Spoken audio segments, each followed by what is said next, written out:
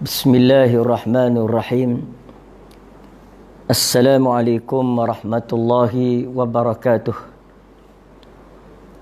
Alhamdulillahi rabbil alamin.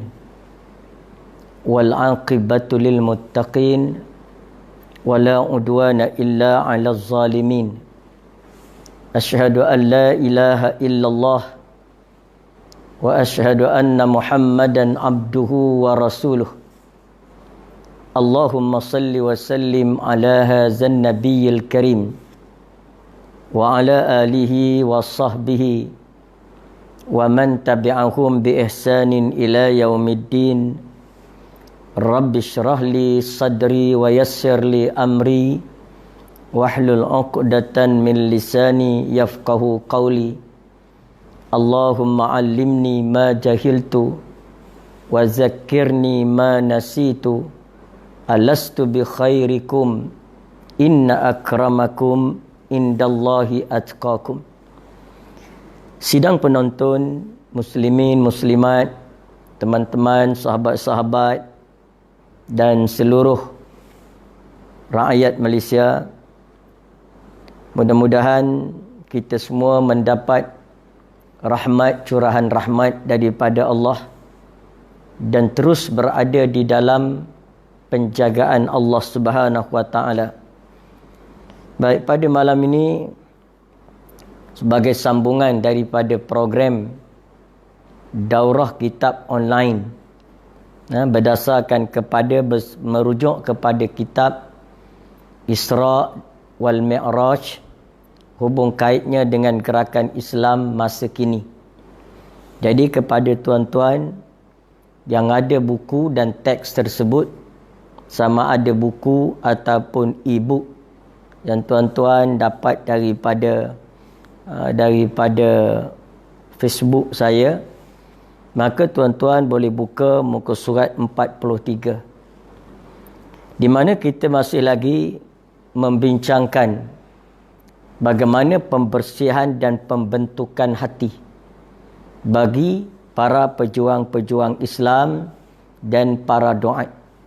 Sebab hati ini suatu perkara yang sangat penting untuk dibersih dan disucikan berdasarkan kepada matan peristiwa Isra dan Mi'raj, iaitu Nabi SAW telah dibedah dadanya, dibuang dibelah hatinya, disucikan hatinya, dimasukkan ke dalamnya iman dan dimasukkan ilmu, hikmah. Jadi berdasarkan kepada itu, maka kita mengambil pelajaran daripadanya, iaitu orang-orang yang mana hatinya sentiasa suci dan sentiasa dekat dengan Allah Ta'ala. Baik, kita telah membincangkan dua perkara yang patut ada dalam hati kita dan mesti diterjemahkan dalam bentuk amalan dan praktikal ataupun secara amali. Yang pertama kita telah sentuh dalam pengajian siri-siri yang lepas, iaitu raditu billahi rabbah. Kita reda Allah itu sebagai Tuhan. Apa makna dan apa pengertiannya telah pun disebut dalam siri ke-10 dan ke-11. Baik, kemudian kita telah mengaku dan kita berikrar wa raditu bi Muhammadin nabiyyan wa rasula. Aku reda aku reda Muhammad itu sebagai nabi dan rasul. Jadi mana kemudian kita terjemahkan dalam bentuk amalan dan praktikal. Kemudian kita dah bincang perkara yang ketiga, raditu bil islami dina. Aku reda Islam itu sebagai agama. Semalam telah pun saya jelaskan dalam siri yang ke-11 bahawa reda Islam itu sebagai agama makna mempercayai Islam itu agama yang benar dan mempercayakan diri untuk dipimpin, untuk dibentuk dan untuk dipandu oleh Islam. Itu maknanya reda Islam itu sebagai agama. Baik, malam ni kita akan bincang muka surat yang ke-43. Masih lagi berkaitan dengan penyucian jiwa dan penyucian hati, iaitu hati yang reda, yang meredai Al-Quran itu sebagai imam. Wa raditu bil Qur'ani imama, dan aku reda Al-Quran itu sebagai imam. Jadi makna sekarang kita akan bincang tentang apa makna kita reda Islam itu Al-Quran sebagai imam. Bismillahirrahmanirrahim. Orang yang memiliki hati yang meredai Al-Quran sebagai imam ialah mereka yang sanggup merendahkan dirinya kepada Al-Quran. Mereka laksana air yang mengalir ke mana sahaja mengikut liku-liku anak sungai. Mereka mengalir tidak berhenti sehinggalah mereka sampai ke lautan luas. Mereka sekali-kali tidak akan melimpahkan diri melebihi tebing-tebing sungai yang membendung mereka. Ini gambaran awal bagi menunjukkan apa makna kita reda Al-Quran itu sebagai imam. Iaitu yang pertama, kita mesti reda Al-Quran itu sebagai imam. Maksudnya kita ni makmum kepada Al-Quran. Begitulah kita, bila kita salat ada imam. Imam rakaat, kita rakaat. Jangan imam rakaat kita sujud. Imam rakaat, kita rakaat. Belum pada itu imam angkat takbiratul ihram, baru kita angkat takbiratul ihram. Dan kita tidak akan mendahului imam. Lepas itu imam rakaat, kita pun rakaat. Imam i'tidal, kita i'tidal. Imam sujud, kita sujud. Itu maknanya menjadi makmum kepada imam. Kepada imam. Jadi kita, begitulah Al-Quran itu sebagai imam. Maksudnya ialah kita menjadi makmum kepada imam. Jadi Quran kata apa? Jangan bantah. Jangan mendahului Quran. Jangan kita dahului Quran. Kita tak tahu lagi apa hujah, apa kok mana, tak faham lagi, kita dahului Quran. Jadi Al-Quran itu sebagai imam yang kita ikut. Contoh yang saya buat di dalam buku ini, umpama air sungai. Kita ni bagaikan air. Bagaimana air sungai mengalir? Pertama, air sungai mengalir mengikut liku-liku sungai. Mana kalau kita lihat daripada udara, kita tengok sungai ni dia tak lurus dan tak straight begitu. Dia ada liku-liku dia. Dia ada geluk-geluk dia, ada teluk, ada teluk-teluk dia dan sebagainya. Maka air sungai, dia mengalir mengikut sungai, dia akan ikut lekuk-lekuk tadi. Liku-liku itu. Dia tidak akan potong. Dipanggil tidak akan potong kawasan yang bengkang-bengkok.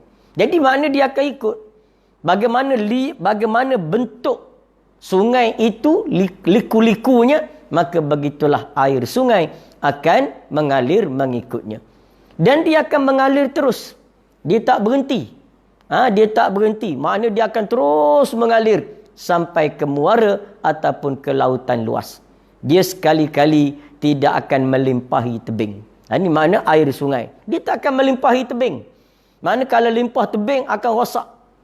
Akan binasa. Begitu kita dengan Al-Quran, jangan melimpah daripada takungan Al-Quran. Jadi Quran kata halal, halal. Quran kata haram, haram. Kalau tak jelas hukumnya di dalam Al-Quran, maka di sana merupakan rahmah daripada Allah kepada kita. Sehingga ulama-ulama mengeluarkan hukum daripada ayat-ayat yang tidak jelas hukumnya. Lalu keluarlah di sana kaedah-kaedah usul tafsir. Ada kaedah-kaedah memahami pula ialah qawaid fiqhiyah. Ada kaedah pula untuk mengenali usul fiqh. Sehingga dapat dikeluarkan satu hukum daripada ayat-ayat yang tidak jelas tadi. Tapi ayat itu tidak banyak. Jadi dengan kerana itu, kita hendaklah menjadi makmum kepada imam, iaitu Al-Quran. Dan ini dijelaskan oleh Allah. Demikian sikap hidup manusia yang meredai Al-Quran sebagai pembentung hidup mereka itu, mereka sentiasa meredainya, dan mereka inilah yang disebut oleh Allah di dalam Al-Quran.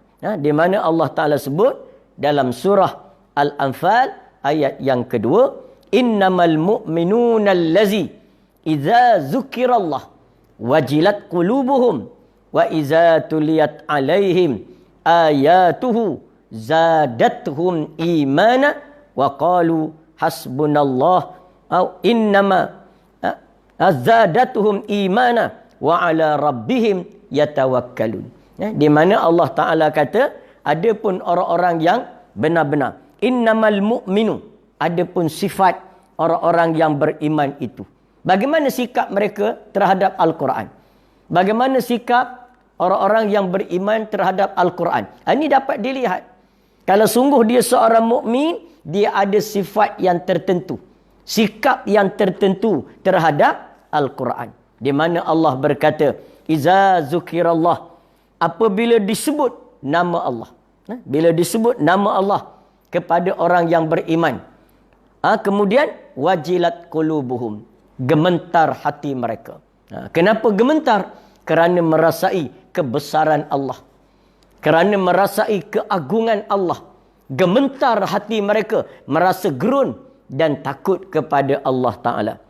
Dan apabila dibacakan kepada mereka, wa iza tuliyat alaihim ayatuhu, bila dibacakan kepada mereka ayat-ayat Allah, zadathum imana, maka bertambah iman mereka kepada Allah. Ini sifat orang yang beriman.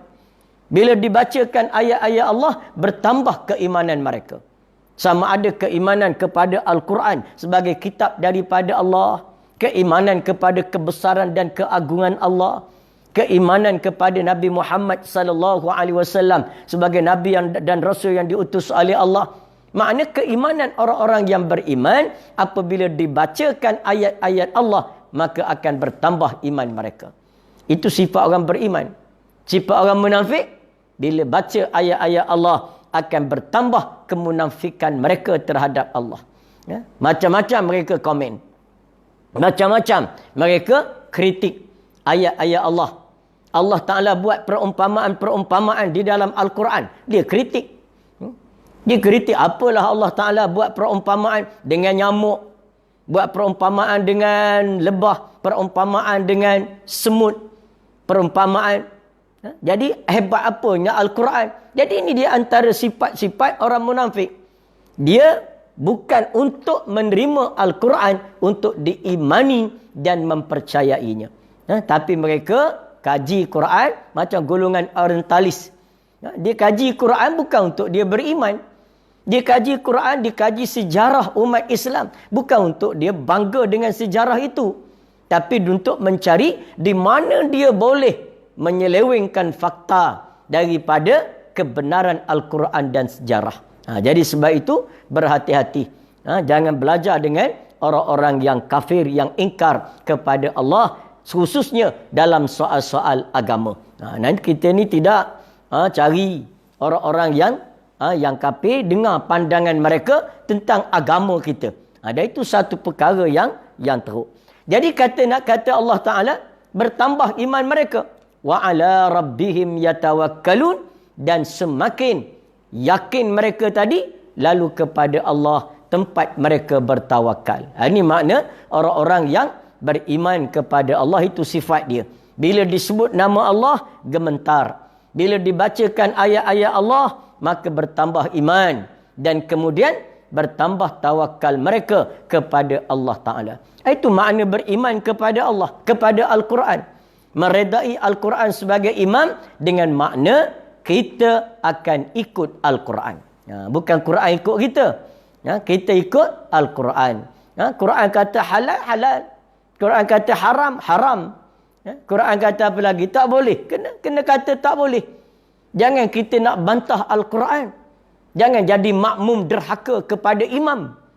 Jadi kita kena jadi orang-orang yang taat. Tengok dalam surah As-Sajdah, yang mana pada setiap hari Jumaat pagi tadi. Pagi tadi. Kadang-kadang setengah kita lupa. Tadi Jumaat. Kerana tak ada solat Jumaat. Maka kita lupa hari itu hari Jumaat. Macam saya tadilah, ketika menyampaikan kuliah duha, baru saya teringat hari ni hari Jumaat. Patutnya tidak ada kuliah duha saya pada hari Jumaat. Kerana kita semua memberi laluan untuk mengikuti kuliah duha Tuan Guru Haji Abdul Hadi di Rusila. Tapi kerana pagi tadi lupa, maka begitulah. Maka diadakan kuliah duha. InsyaAllah esok kita sambung lagi. Di mana pada hari Jumaat kita imam baca surah As-Sajdah. Imam baca surah As-Sajdah. Lalu antara surah As-Sajdah itu bila imam baca, kan kita sujud. Bila sampai kepada ayat yang menunjukkan bahawa orang-orang beriman itu sujud kepada ayat-ayat Allah. Innama yu'minu bi ayatina allazina iza zukkiru biha kharru sujjadan wasabbahu bihamdi rabbihim wa hum la yastakbirun. Allah Ta'ala sebut bagaimana makna dan erti beriman kepada Al-Quran. Mana makna beriman pada Quran?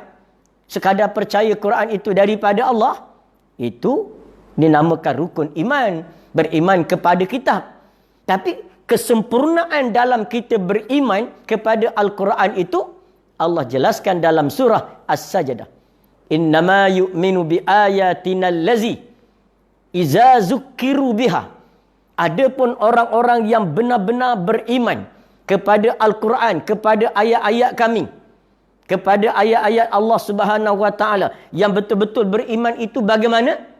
Allah menyatakan allazi innama yu'minu bi ayatina allazina iza zukkiru biha. Bila mereka itu diperingatkan tentang ayat-ayat Allah, bila mereka diberikan ingatan, ini hukum Allah ni, kena jaga. Bila mereka diberi ingatan tentang ayat-ayat Allah, tentang hukum-hukum Allah, apa yang berlaku kepada orang yang beriman dengan keimanan yang sebenar? Yang berlaku, kata Allah Ta'ala, kharru sujjadan, maka tersungkur mereka sujud kepada ayat-ayat Allah. Kharru sujjadan wasabbahu bihamdi rabbihim wa hum la yastakbirun. Ada 4 perkara bila dibacakan ayat-ayat Allah kepada orang yang beriman. Yang pertama apa? Yang pertama sujud. Kharru sujjadan. Nanti kita akan jelas tentang apa makna sujud yang dibahaskan oleh para ulama. Iaitu yang pertama kena sujud, kharru sujjadan. Yang kedua wasabbahu, bertasbih kepada Allah tentang kebesaran, menyucikan Allah. Bila diperingatkan tentang ayat-ayat Allah, maka kita menyucikan Allah. Subhanallah, maha suci Allah. Kemudian sabbahu, iza kharru sujjada wasabbahu bihamdi rabbihim. Dan yang ketiga, mereka memuja dan memuji Tuhan mereka. Puja dan puji. Kerana dalam Al-Quran membentangkan segala-gala peringatan. Nasib baik ada Quran, maka kita tak sesat. Maka kita puji Allah. Kita memuji Allah yang telah menurunkan Al-Quran.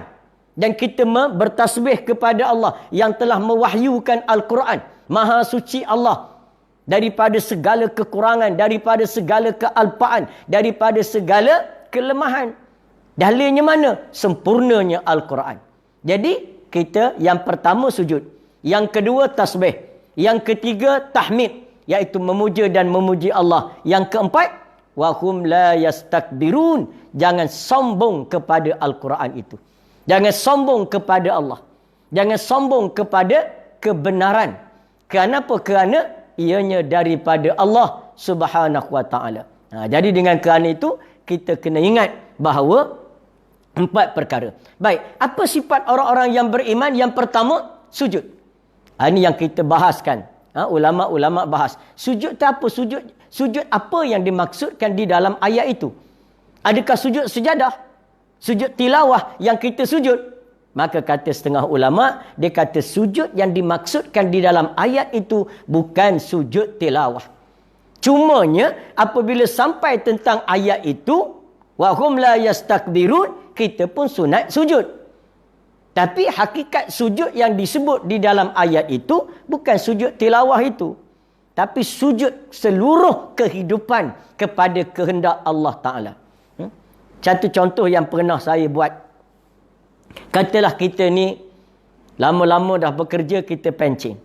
Bila pencing, bukan dibuang, bukan kita pencing lah. Sampai usia, sampai masa pencing, kita pun pencing. Bila pencing, biasa orang pencing, dia buat sesuatu supaya tak boring, supaya tak hilang kebosanan dia.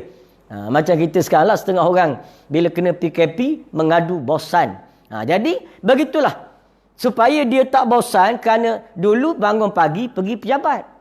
Di pejabat pula bergaul dengan sahabat, bergaul buat kerja, bertimbun dengan tugas-tugasan. Tiba-tiba pencing.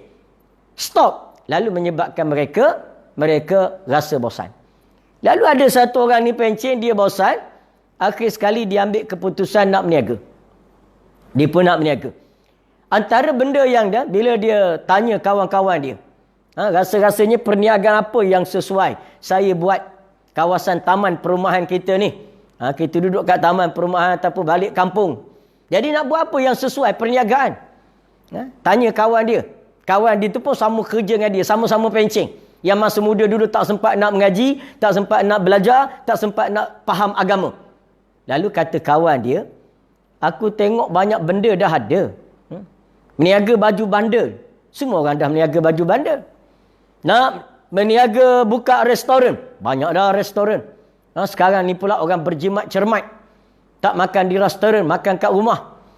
Nak buka kedai runcit, banyak dah kedai runcit. Macam-macam jenis. Nak buka kedai serba nikah, semua dah ada dah. Macam-macam, 24 jam pula. Cumanya aku nampak, kata kawan dia, kawasan perumahan ataupun di sekitar kejiranan kita ini, belum ada lagi aku nampak kedai sport toto. Kedai sport toto, tempat untuk orang meniaga tikam nombor ekor itulah. Iaitu 4D. Baik. Kata dia yang pencing tadi, dia kata betul lah. Aku pun tak perasan. Lalu kalau begitu, baik aku buka kedai sport toto. Kerana belum ramai lagi orang membukanya di kawasan ini. Jadi dia pun kerana jahil dia, tak tahu hukum, dia pun daftar perniagaan dengan SSM. Lepas itu dapat lesen. Tak kira daripada Kementerian Keuangan ke sebagainya. Dengan majlis perbandaran untuk premis perniagaan. Dapatlah dia.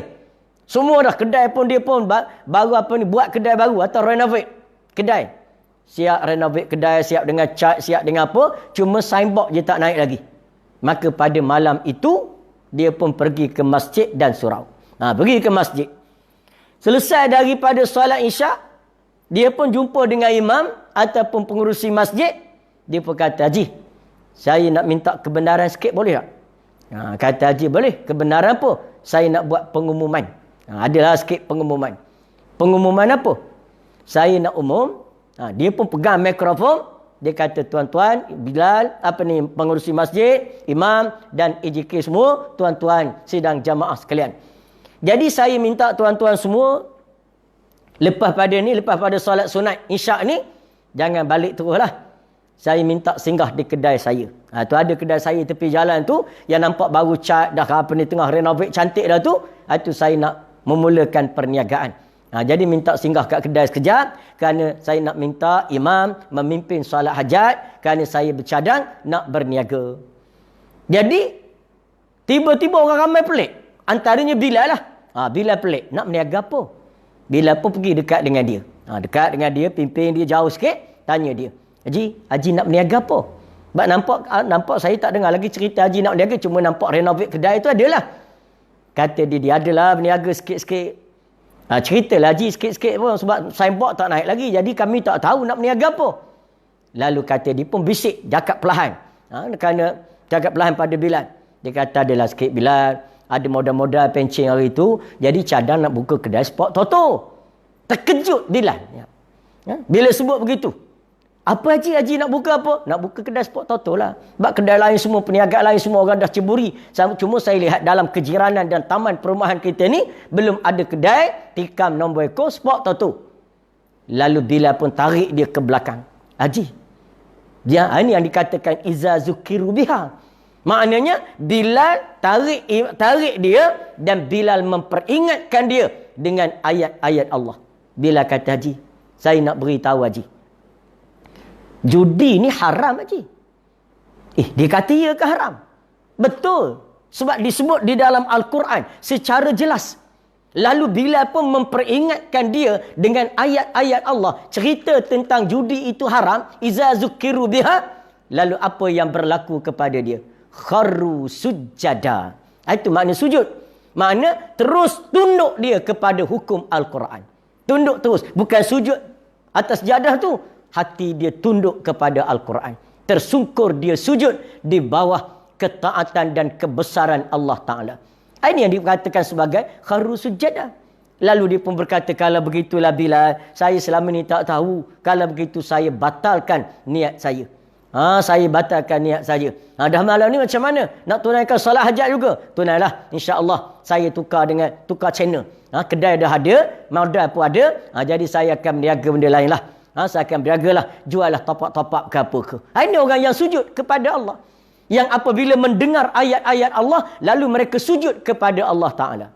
Tersungkur kepada Allah. Allah Ta'ala kata haram, haram. Walaupun modal dah ada, kedai dah siap, dan keuntungan dijangka besar.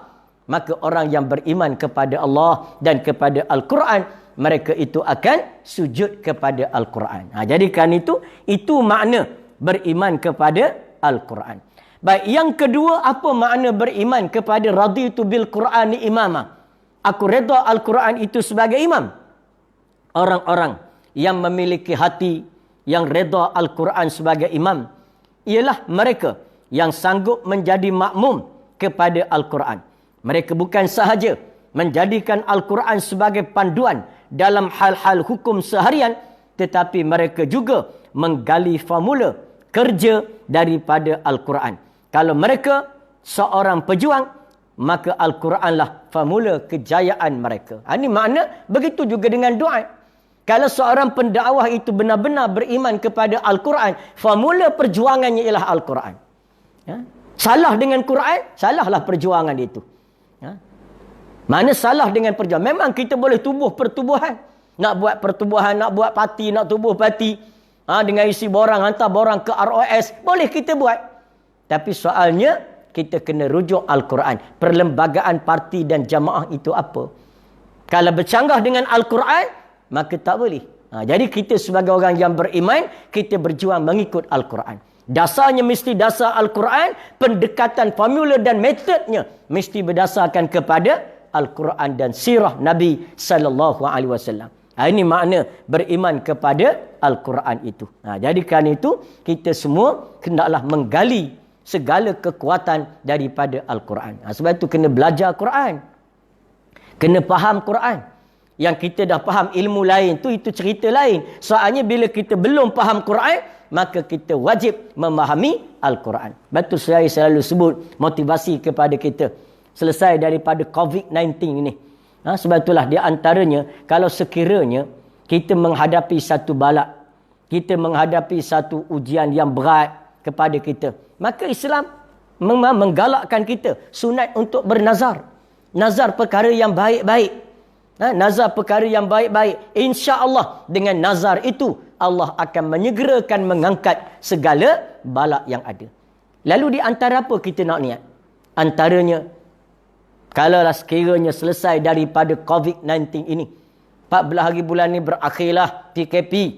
Lalu dan semua, negara kita khususnya, selesai menghadapi serangan daripada coronavirus ini, maka kita pun berkata, ya Allah, aku bernazar untuk menjadi orang yang istiqamah menunaikan salat berjamaah di masjid, kecuali aku uzur. Ini maknanya, ini kita niat kepada perkara yang baik-baik. Perkara yang digalakkan oleh Allah Ta'ala. Maka itu. Jadi jangan niat kalau selesai COVID ni, aku menazar nak cukur kepala. Cukur kepala tak ada manfaat besar. Tak ada manfaat. Jadi sebab itu, cuma kita, cuma cukur kepala kita sajalah. Tapi manfaat untuk dikecapi oleh diri kita dan orang lain tidak dapat dikecapi. Jadi sebab itu, kita niatlah. Lepas tu saya selalu sebut, selesai daripada COVID-19 ini, istiqamahkan diri kita dengan surau dan masjid. Ini sekarang Allah Ta'ala blok kita sekejap. Allah Ta'ala blok. Walaupun istihar itu pengistiharan kerajaan dan KKM, tapi hakikatnya Allah yang blok kita. Di mana Allah Ta'ala blok kita. Tengok kamu selama ni culas sangat dengan masjid. Sombong sangat dengan masjid. Kamu tak tahu ke sampai satu masa, masjid tak nak kepada kamu. Selama ni kamu tak nak masjid. Kamu tak nak ke surau. Jadi sekarang Allah Ta'ala didik kita. Allah Ta'ala asuh kita. Lalu kita niatlah. Lepas daripada COVID-19 ini, kita nak jadi orang yang istiqamah ke masjid. Solat berjamaah. Dan kalau ada majlis ilmu, maka kita mencari ilmu. Sebab mencari ilmu tu penting. Faham Quran tu. Itu merupakan surat perkeliling daripada Allah. Kalau kita nak jadi orang yang selamat, baca Quran, faham Quran dan hidup mengikut Al-Quran itu. Jadi cara mana? Dampingi para ulama. Dampingi para alim ulama yang faham Quran. Sebab itulah kena belajar. Sebab tu kata Nabi SAW. Nabi berkata dalam satu hadis daripada Anas bin Malik. Di mana Nabi kata, Asyaddun nasi yaumal qiyamah. Ataupun asyaddun nasi hasratan yaumal qiyamah. Manusia yang paling rugi pada hari kiamat. Siapa? Bila tiba di hari kiamat, siapa manusia yang paling rugi? Yang dikira sangat-sangat rugi pada hari kiamat? Warajulun amkanahu talabul ilmi fid dunya. Iaitu seorang laki-laki, seorang manusia yang amkanahu talabul ilmi fid dunya.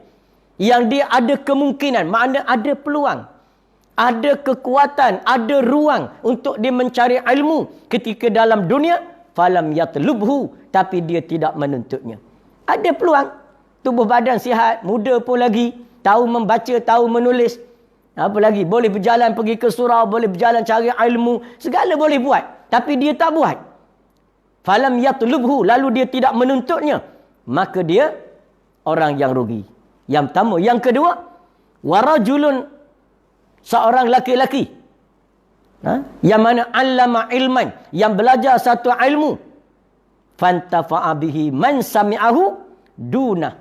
Kata Nabi, orang yang belajar satu ilmu, yang mengajar satu ilmu kepada orang ramai, dan tiba-tiba orang yang mendengar mendapat manfaat, diri dia tidak memperolehi manfaat daripadanya. Ini dua orang yang rugi. Yang pertama ada peluang cari ilmu, tapi tak nak pergi cari ilmu. Sibuk duduk kedai kopi je.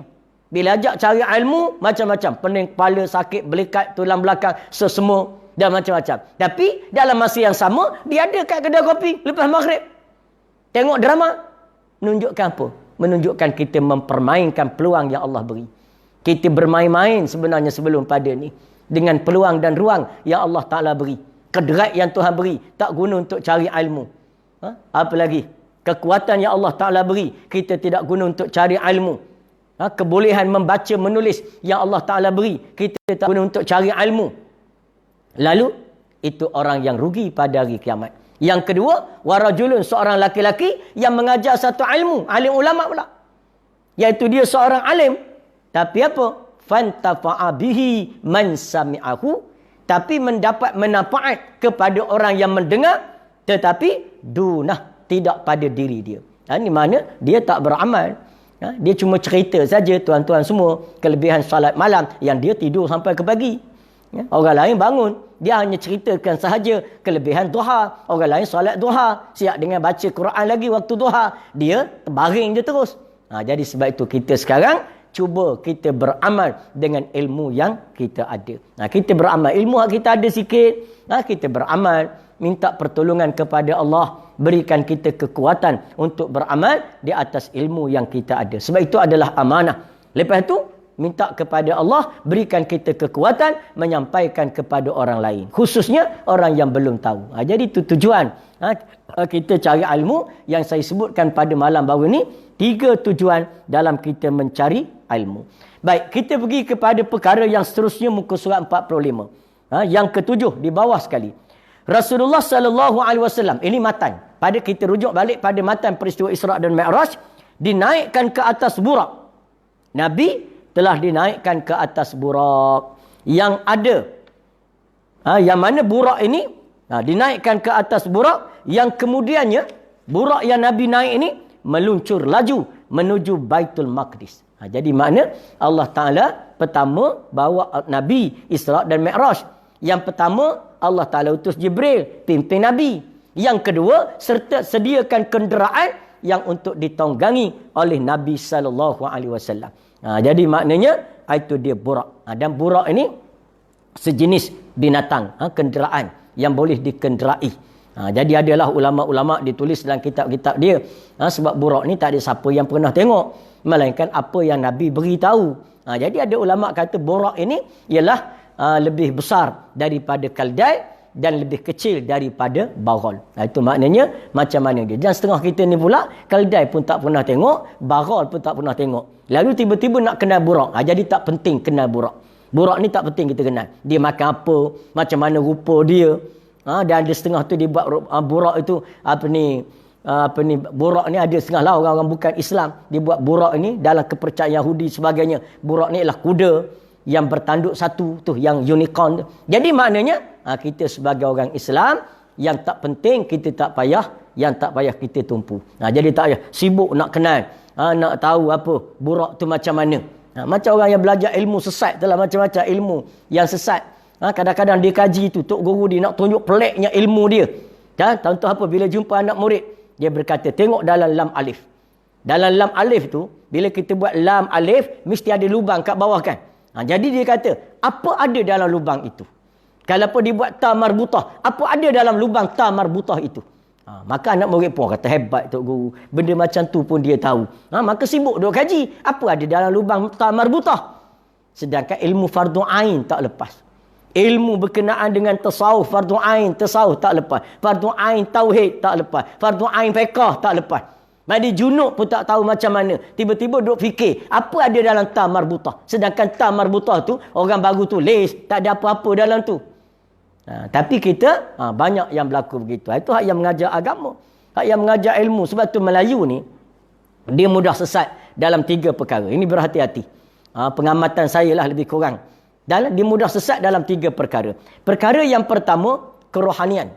Yang dalam kerohanian. Sebab tu bukan tak boleh kita belajar ilmu rohani, tapi ilmu rohani yang Islam suruhlah, iaitu ilmu tasawuf yang berdasarkan kepada kitab yang muktabar daripada bimbingan para ulama, Junaid al-Baghdadi, Imam al-Ghazali rahimahullahu taala, daripada ulama-ulama yang muktabar, Sufyan as-Sauri, apalagi Hasan al-Basri. Belajar. Ini belajar ilmu tasawuf. Kerana dia minat tasawuf, minat rohani, dia belajar tak tentu hala. Nak cari siapa? Nak cari tok guru, syekh yang boleh berjalan atas air. Sedangkan agama bukan nak cari orang boleh berjalan atas air. Kita sekarang nak cari orang yang boleh pimpin kita berjalan ke syurga. Berjalan atas air jadi apa? Jalan atas air, labah-labah boleh berjalan atas air. Boleh terbang di udara, jadi apa? Kita nak jadi siapa? Nak jadi orang yang masuk dalam surga, berterbangan di dalam surga, melihat dan menyaksikan kebesaran dan kehebatan ciptaan Allah. Ini nak terbang. Jadi sebab itu, kita pertama dalam ilmu tasawuf. Yang kedua, dalam ilmu kependekaran. Ini biasa kita, Melayu. Mana bukan tak boleh kita belajar ilmu silat. Yang real sudahlah. Kungfu, taekwondo, apa lagi? Yang kita belajar ilmu-ilmu silat. Yang biasa. Tapi kita Melayu mudah nak cari ilmu-ilmu kependekaran yang luar biasa. Yang luar biasa. Tu ramai tu pergi cari. Ilmu nak luar biasa. Yang jenis ada kebal. Zaman dulu dia ada satu ilmu kebal. Nama dia kebal kepala tai. Ada zaman dulu. Cara dia macam mana? Cara dia setiap pagi selama 40 hari. Pergi tepi sungai. Bila berak. Bila buang air besar. Ambil kepala dia. Ambil hak yang mula-mula keluar, tu dipanggil kepala tahi. Ambil kepala tahi ni, lumur sapu, usap pada tangan, sapu kepada tubuh. Mana dengan niat untuk menjadi kebal. Dengan kerana sesatnya dia, jadi kebal sungguh. Allah Ta'ala nak menyesatkan dia. Jadi kita ni suka nak cari yang pelik-pelik. Aku tengok tok guru tu memang pendekar betul. Dia boleh bersela, berzikir atas daun keladi. Daun keladi hak tegak lah, bukan daun keladi hak hampar. Hebat. Bila dia mengeleng kepala, rambut dia panjang. Bila mengeleng kepala, keluar api daripada kepala. Ini kita jenis begitu. Orang panggil jenis mudah nak cari benda yang pelik-pelik. Apa salah kalau kita belajar kependekaran, ilmu silat yang real, yang biasa, yang realiti. Yang realiti. Taekwondo, karate ke semua. Silat pulut Melayu ke, bolehlah. Apa saja. Tapi kita ni mudah sesat dalam perkara yang kedua. Ketiga, dalam dunia perubatan tradisional ni, kena beringat juga. Dan bukan tradisional lah sesat. Kalau tak betul niat, tak betul keadaan, perubatan moden pun sesat. Jadi nak ceritanya bahawa, itu yang tempat kita mudah sesat. Nak cari ilmu perubatan, nak cari hak pelik-pelik. Hak yang cerita harba biasa, tak nak. Ulama nak tolong baca Tibbun Nabawi, kitab berkenaan dengan perubatan Nabi. Tak nak tu. Itu dah biasa kata dia. Sekarang nak luar biasa ni. Cari siapa? Tu cari. Ulama apa ni, Tok Bomo yang luar biasa. Yang kadang-kadang tak salat pun tak bomo tu. Tapi boleh bomo. Panggil bomo. Tok Bomo kata, ni ubat ni senang saja. Senang. Kamu kalau nak berubat, nak sembuh, kena cari hati ikan puyuh yang hidup dalam buah kelapa. Tok Bomo sengaja sebut pelik. Nak suruh nampak hebat. Jadi kita nak cari hak pelik-pelik begitulah. Nak ambil daun. Nak ambil daun herba. Nak ambil daun untuk buat ubat. Ambil biasa, apa salah? Tapi kita nak cari yang pelik. Cari jumpa Tok Bomo kata, mesti ambil daun ni kena ucap selawat dulu 111 kali. Okeylah, selawat tu dapatlah pahala. Tapi kalau tujuan lain, tak tentu lagi. Dan kemudian beri salam kepada orang yang menjaga pokok. Datuk, Assalamualaikum, Tok. Cucu datang nak ambil daun sikit. Kata dia, Tok Bomo beritahu dia. Dia pun buat. Dan kemudian tak kena ambil waktu azan maghrib. Dah tentu dia tak pergi surau dah tu. Kena ambil waktu azan maghrib berkumandang. Tak boleh ambil terus berdepan begini. Kena pusing belakang, ambil daun ke celah kangkang daripada belakang. Tengok, sengaja cari pelik. Ini kenapa? Kita Melayu yang khusus yang tidak ada panduan dan memahami Al-Quran dan sunnah Nabi, mereka akan mudah tersasar dalam 3 perkara itu. Bila bincang tasawuf, sibuk nak cari rohani yang sesat. Bila bincang kependekaran, nak cari ilmu-ilmu hebat, harimau berantai dan sebagainya. Dan kemudian, bila nak berubat, nak cari hak pelik-pelik. Apa salah cari yang biasa saja? Itu perubatan Islam banyak tu. As-Syifa, perubatan As-Syifa, Darussalam, macam-macam lah yang berkadasarkan. Apa ni tu, Ustaz Desuki, Running. Tempat dia apa ni Tibbun Nabawi, berdasarkan kepada perubatan Nabi. Jadi itu di antara dia. Jadi maknanya carilah yang dibenarkan oleh syarak. Jadi sebab tu kita kena sangat-sangat beringat. Jadi Allah Ta'ala bawa ke hadapan Nabi burak. Jadi burak tu kita tak payah bincang. Sebab orang tak bincang, benda orang tak bincang, tak payah bincang lah, buang masa. Kita bincang apakah hikmah yang terkandung di dalamnya. Baik. Maha suci Allah. Mengapakah Allah tidak membiarkan Rasulullah menjalani perjalanan sebagaimana orang lain yang memakan masa sebulan perjalanan dari Mekah ke Baitul Maqdis dan sebulan pula balik? Mengapa Allah Ta'ala tak guna kaedah biasa kepada Nabi sebagaimana orang lain pergi dengan unta biasa, sebulan pergi, syahran muqbilan wa syahran mudbiran, sebulan pergi sebulan balik ke Baitul Maqdis? Mengapa Nabi tidak dijadikan biasa? Sebab tu kita tengok Nabi ni, kadang-kadang Allah Ta'ala datangkan kepada Nabi perkara yang bersifat mukjizat. Kadang-kadang Allah Ta'ala datangkan pada Nabi perkara yang biasa.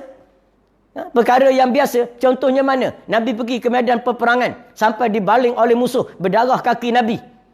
Patutnya kita kata Allah Ta'ala berilah mukjizat pada masa tu. Jadi kebal ke atau apa-apa. Anak panah tu bila nak sampai dekat dengan Nabi, lebih kurang 1 meter lagi, maka panah menjadi daun-daun yang berterbangan. Boleh? Boleh. Allah Ta'ala buat. Tapi mengapa tidak? Jadi ada masa-masa dia. Nanti kita akan bincang kemudian. Sebab apa dalam Quran ada ati'ullah wa ati'ur rasul.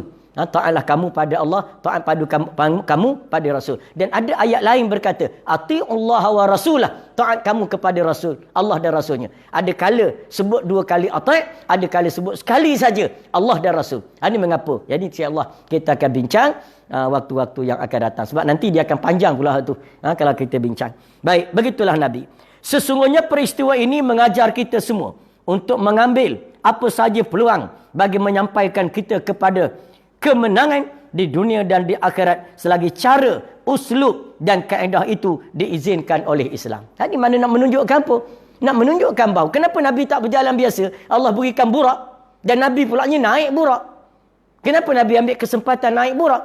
Kenapa? Islam nak ajar kita dalam kita menggerakkan perjuangan ini, ambil saja peluang-peluang yang ada. Apa pendekatan-pendekatan baru yang ada? Apa saja? Contoh kita malam ni, buat apa? Buat kuliah ataupun buat perbincangan live yang tak pernah dikenali di zaman Nabi. Usah kata zaman Nabi, zaman 50 tahun lepas, 100 tahun lepas, mana ada internet. Tak kenal ni macam kita sekarang ni. Adanya pula boleh bercakap. Saya bercakap malam ni di Kuantan, tuan-tuan boleh dengar di seluruh dunia. Kalau ada sekarang sedang online di Kutub Utara, paling hulu sekali dekat Kutub Utara tu, tengah duduk bersama dengan beruang kutub, boleh ikut peluang sekarang, kuliah sekarang. Ini kehebatan zaman. Jadi jangan kita tinggal apa yang diberikan oleh Allah Ta'ala. Mana kita mempergunakan kesempatan ini untuk menyebarkan dakwah. Orang boleh dengar. Sebab tu kadang-kadang kita sekali bersiaran, sekali orang tengok, ada 2,000, ada 5,000, ada 6,000 orang. Kalau kita pergi surau, ada 60 orang. Kalau kita pergi masjid, ada 100 orang. Jadi mana ini peluang? Hak masjid kita pergi juga ke masjid. Sekarang kita terhalang. Maka kita teruskan aktiviti ini. Sambil-sambil kita duduk saja kat rumah, sambil-sambil makan popcorn. Jadi baik kita mengikuti segala apa yang ada. Jadi Islam ni ajar kat kita mengambil kesempatan di atas ruang yang ada. Dan asalkan dia tidak bercanggah dengan hukum syarak. Sebab tu saya kadang-kadang nak sebut kepada sahabat-sahabat kita yang kritik pendekatan. Ada jamaah Islam atau kritik pendekatan parti Islam yang mengambil pendekatan iaitu untuk menegakkan daulah Islam berdasarkan kepada dasar demokrasi ataupun pilihan raya berparlimen.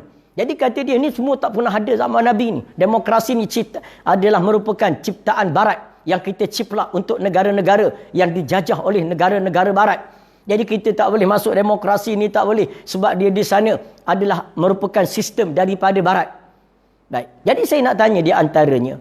Nak tanyalah lebih kurang. Kalau kita tak mengambil sistem demokrasi yang ada sekarang bagi menegakkan sebuah daulah dan untuk menegakkan hukum hakam Allah Ta'ala, kita nak ambil cara mana? Cara mana kita nak? Nak tak berjuang? Tak berjuang lagi tak kena. Sebab Nabi berjuang. Tak nak menang? Tak nak menang lagi tak betul. Sebab berjuang apa? Tak nak menang. Baik, cara mana kita nak buat? Nak ambil demokrasi. Demokrasi ciptaan barat. Jadi kita ada dua. Sama ada revolusi atau demokrasi. Jadi kita tengok. Sekarang mana yang lebih bersifat sejahtera. Yang pendekatan yang bersifat muwajahah salmiyah. Yang lebih mesra, yang lebih harmoni. Yang tak menimbulkan kekecohan. Yang tak menimbulkan huru-hara. Yang tak menimbulkan pemberontakan dan sebagainya. Cara mana? Ialah cara pendekatan demokrasi. Yang dibenarkan oleh syarak. Parti-parti berdaftar dengan ROS. Lepas tu ada berdaftar pemilih, ada begitu, ada begini. Dalam sistem untuk memilih. 5 tahun sekali. Sebagainya. Itulah dikata tak sepenuhnya mengikuti apa yang ada dalam Islam. Tapi kita nak menyatakan kaedah fiqh berkata, wa illam tadruku kulluh, wa illa tadruku kulluh, wa lam tatruku kulluh. Kalau kamu tak dapat semua perkara yang disuruh oleh Islam, jangan kamu tinggal semua. Buat mana yang kamu boleh buat. Jadi pendekatan demokrasi ini supaya kita tak duduk saja. Sebab duduk saja tu sangat bersalah. Sangat salah dengan Islam. Duduk saja. Tunggulah kalau Allah beri kemenangan, menanglah Islam. Itu duduk saja ni lagi salah. Dan sebab itulah kita kena mengambil pendekatan-pendekatan yang ada. InsyaAllah malam esok saya akan bincang sikit tentang demokrasi menurut pandangan Islam. Kerana sesuai dengan tajuk matan kita ini. Jadi insya-Allah tuan-tuan juga boleh rujuk dalam kitab saya berkenaan dengan buku saya berkenaan demokrasi, iaitu Fiqh Jama'i, mengapa kita bersama PAS. Itu tuan-tuan boleh rujuk dalam buku tu, mana-mana yang dah beli dan mana yang belum beli tuan-tuan boleh dapat e-book dalam Facebook saya. Tengok balik e-book, boleh beli balik kitab tadi. Jadi untuk kita bincang tentang perkara-perkara yang berkaitan dengan perkara semasa yang dihadapi oleh umat Islam. Jadi insya-Allah sekadar itulah saja untuk malam ni. InsyaAllah kita sambung pada malam esok kuliah ini ataupun tazkirah live ini. Dan pagi esok insyaAllah pada jam 9 kita ada kuliah duha siri yang ke-7 esok. Siri yang ke-7 dan malam ni siri yang ke-7 pagi tadi, esok siri yang ke-8. Daripada daurah kitab kita malam ni siri yang ke-12. Dan sebagaimana yang saya sebut semalam, tuan-tuan boleh dapat semua siri-siri yang ada itu dalam YouTube. Jadi tuan-tuan masuk, tulis di situ Daurah Isra' dan Mi'raj. Jadi dia akan keluar semua daurah-daurah kuliah live online yang kita telah buat. Itu untuk sedikit sebanyak panduan-panduan kita. Mudah-mudahan kita ni taklah duduk saja dan sebagaimana saya sebut semalam, maka tunaikanlah ibadah dengan penuh ketaatan pada Allah. Ambil kesempatan untuk belajar online. Jangan duduk saja, jangan duduk tidur lepas tidur bangun makan. Memanglah musim kita duduk kat rumah begini, baru tahu rupanya nak makan saja.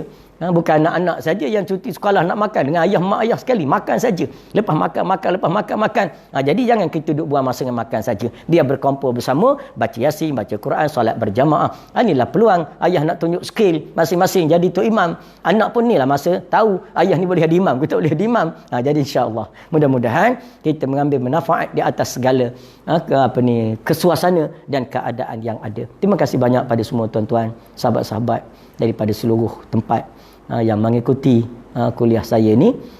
Bukan sebagaimana saya sebut, kuliah ni adalah untuk mengisi kita, dan saya pun nak pahala menyampaikan kuliah, di samping tuan-tuan nak kepada pahala mendengar kuliah. InsyaAllah tidak ada tujuan lain melainkan untuk mencari mardatillah. Wallahu alam, aqulu qawli hadza wa astaghfirullahal azim li wa lakum. Wassalamualaikum warahmatullahi wabarakatuh.